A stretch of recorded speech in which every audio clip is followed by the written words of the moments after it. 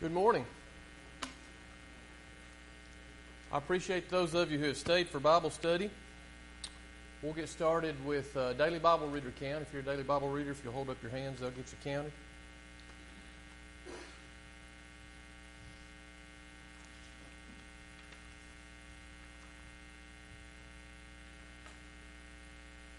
And Barry has books, if anybody needs a book.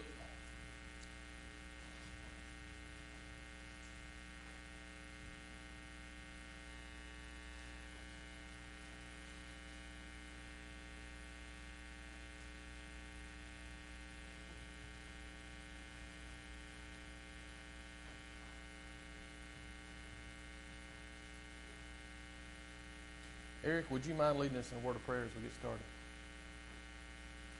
Thank you, dear Lord, for this opportunity we've had to gather together and study from your word and your wonderful lesson. Pray that you continue to be with us to go through this Bible study for you and your go through Jesus.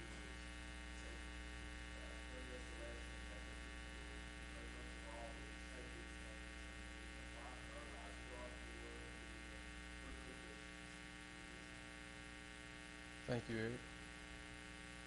We started off in the book of Psalms this morning in Edward's lesson, and we're going to stay there for Bible study. We're in Psalm chapter 139 and looking at God's knowledge of man. We were studying this quarter, you'll remember, the books of poetry, and we've been studying various Psalms the last few weeks, and this is another Psalm of David. And in this Psalm, David is talking about some of the aspects of God, some of the ways of God, and he acknowledges in this psalm that God reigns supreme and that he knows everywhere, that he is everywhere.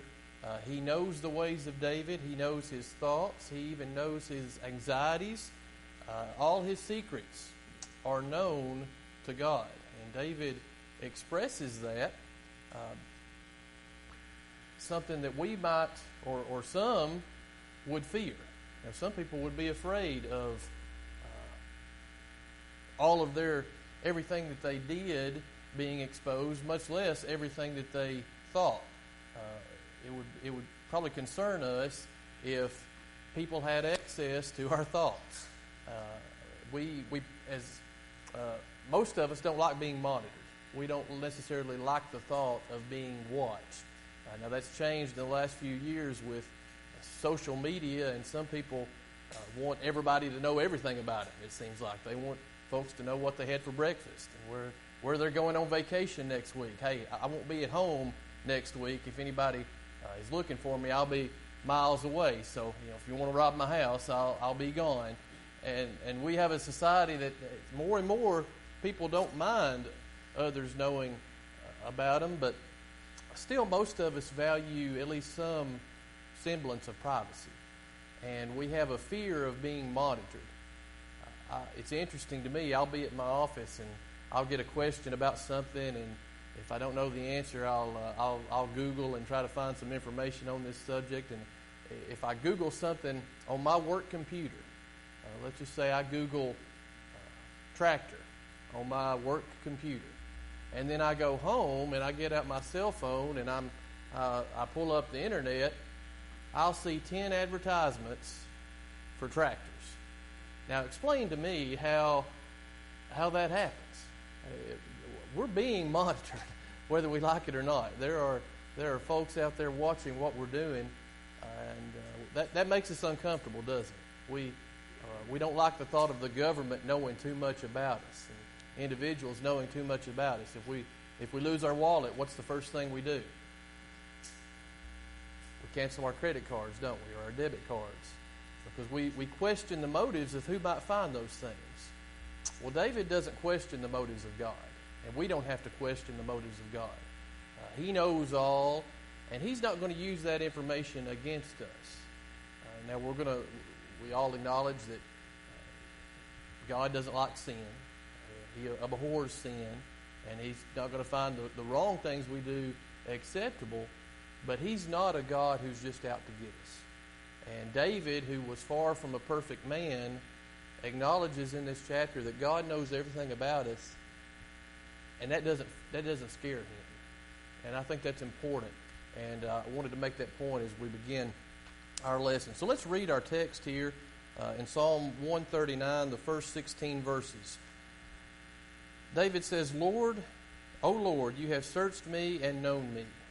You know my sitting down and my rising up. You understand my thought afar off. You comprehend my path and my lying down, and are acquainted with all my ways. For there is not a word on my tongue, but behold, O Lord, you know it altogether. You have hedged me behind and before, and laid your hand upon me.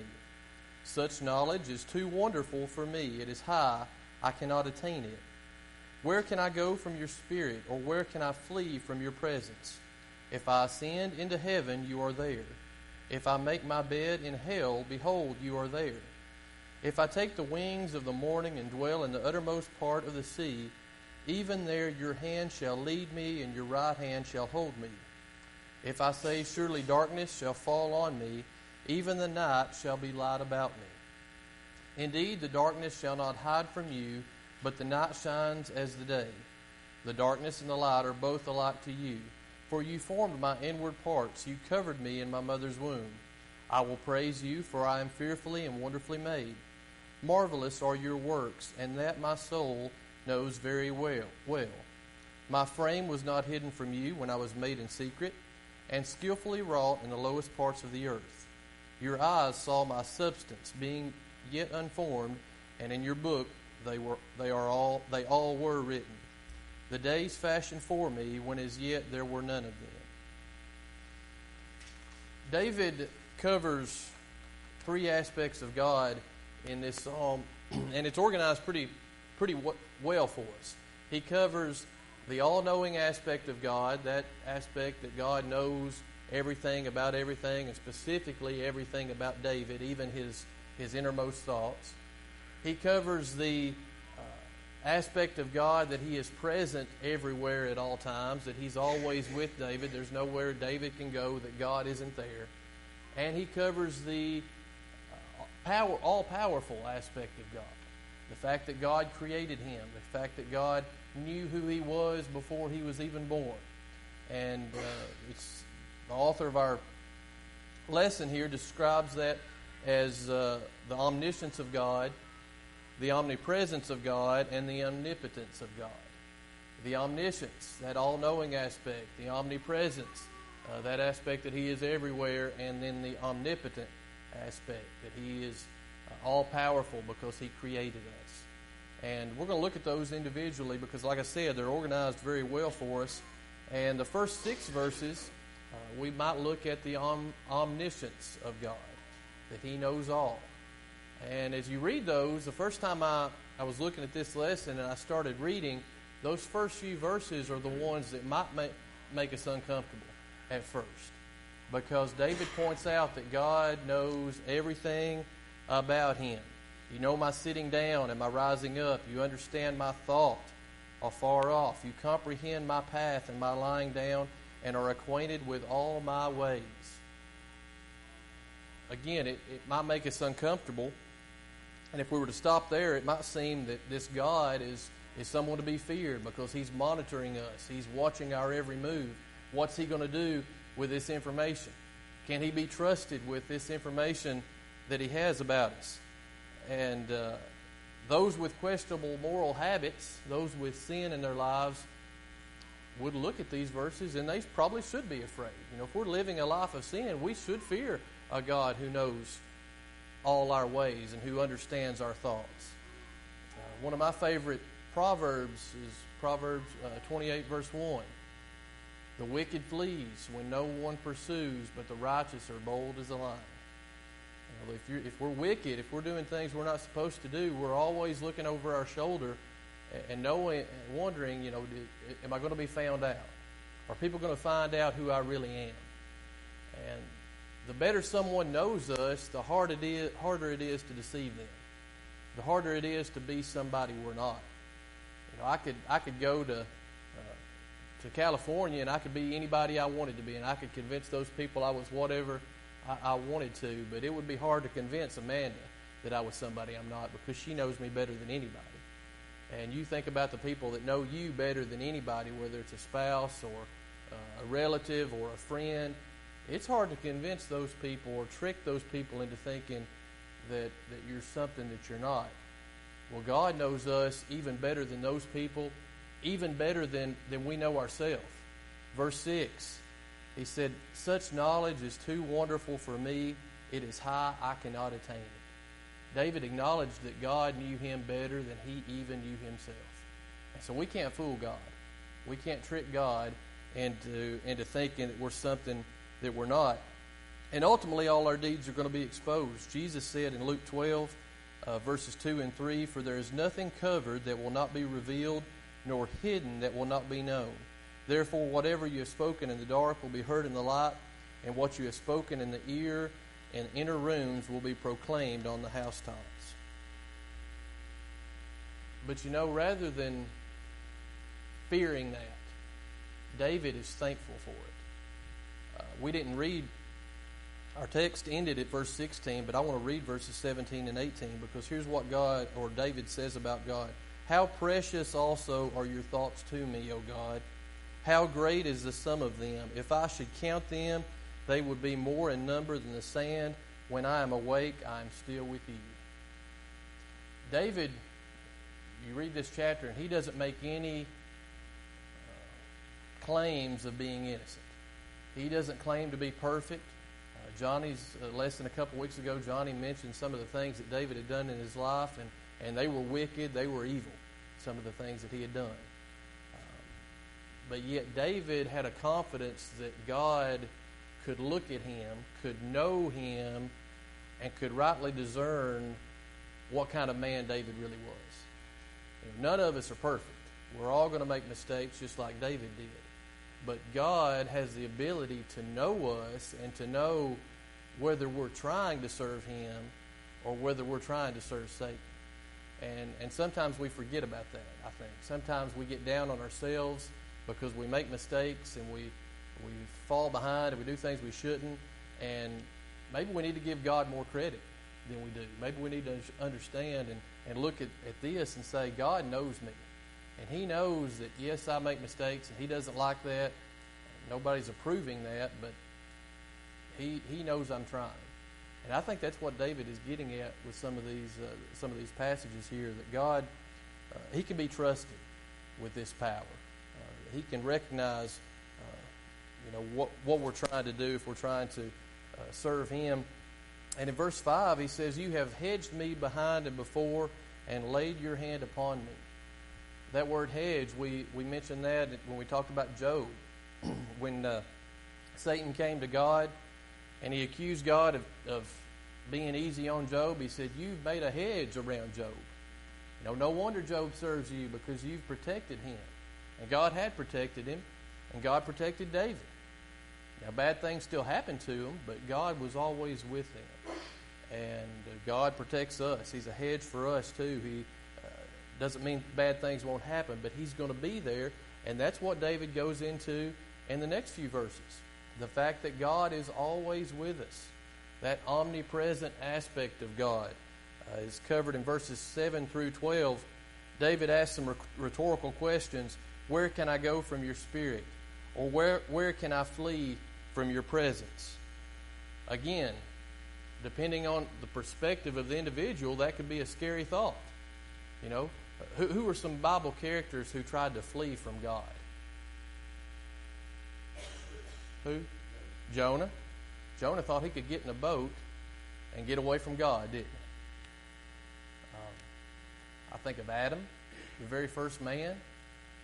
When he had done wrong, he had sinned, and God called out to him. He said, "Well, I was afraid, and so I hid myself." He thought he could hide from God.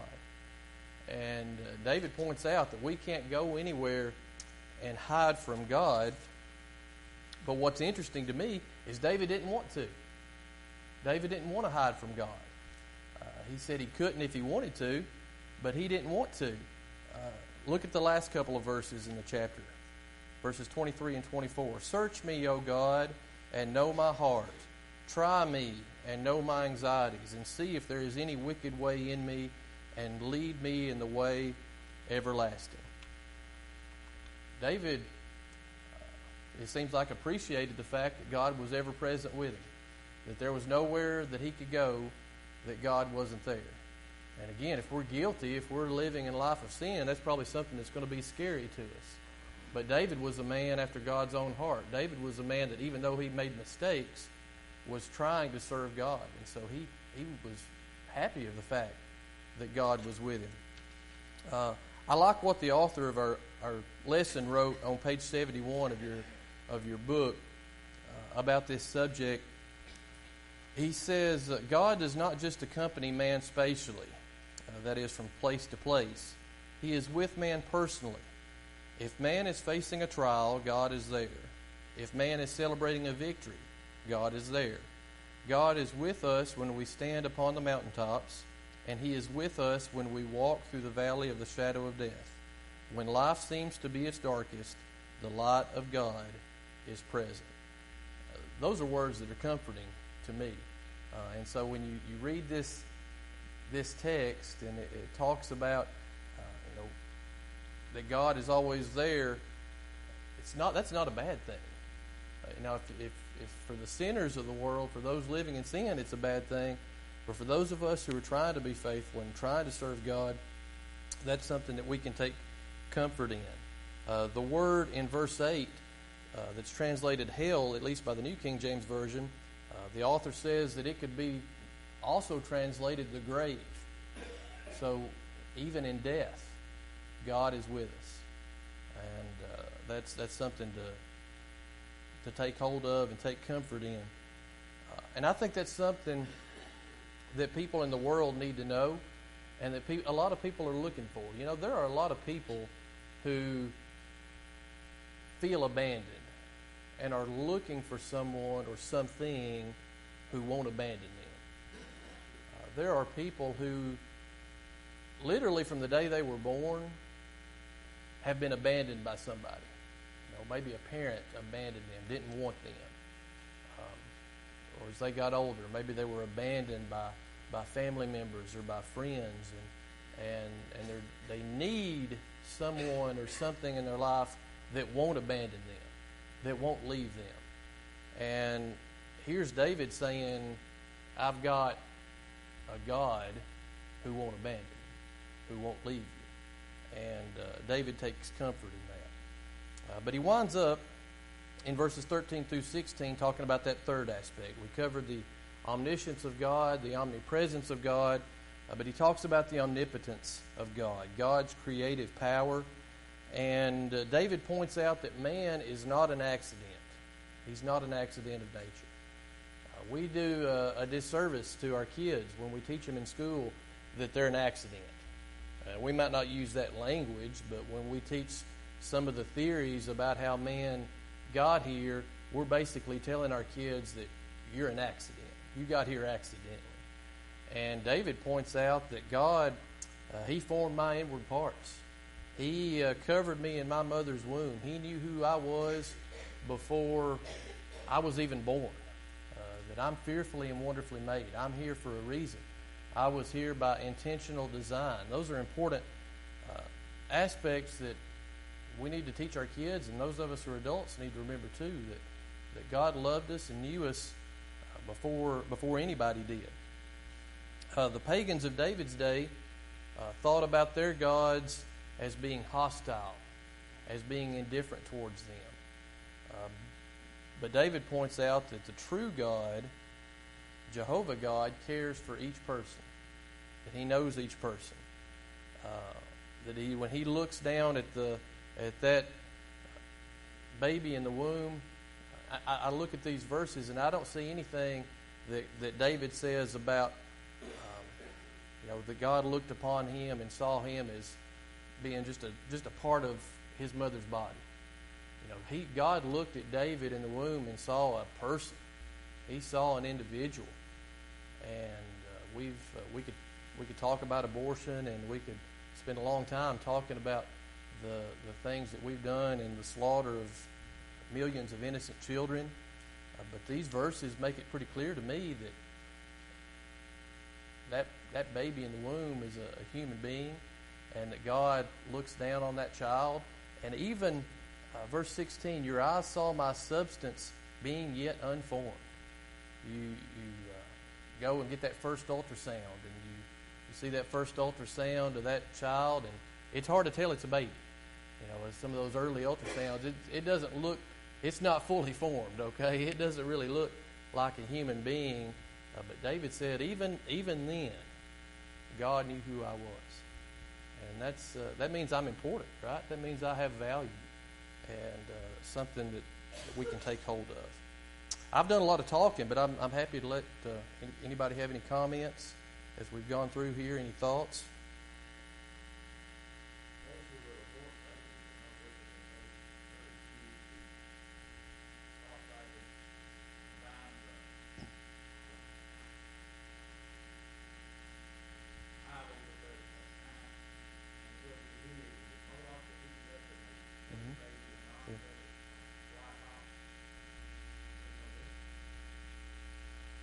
It's hard to read some of the accounts of that happening, and it's hard to read some of the accounts of abortion and some of those processes. It's really hard to do, but we know that happens, unfortunately. And hopefully one day, maybe in future generations, our children, our grandchildren, or whatever, will look back and say, how could those people do that? And thank goodness we've done away with that horrible practice. I hope that day comes. Other comments? Well, let me close with this. We've there's a lot of passages in the Bible that talk about kind of what we've talked about today as far as God's knowledge and His being everywhere at all times and His power. But David puts it on a personal level. David says that it's not just that God knows everything; He knows everything about me. It's not just that God is everywhere; God is everywhere with me. And it's not just that God created everything; God created me. And I really like the personal aspect that David had with God, that relationship, and it's a relationship that hopefully each of us can have with God too.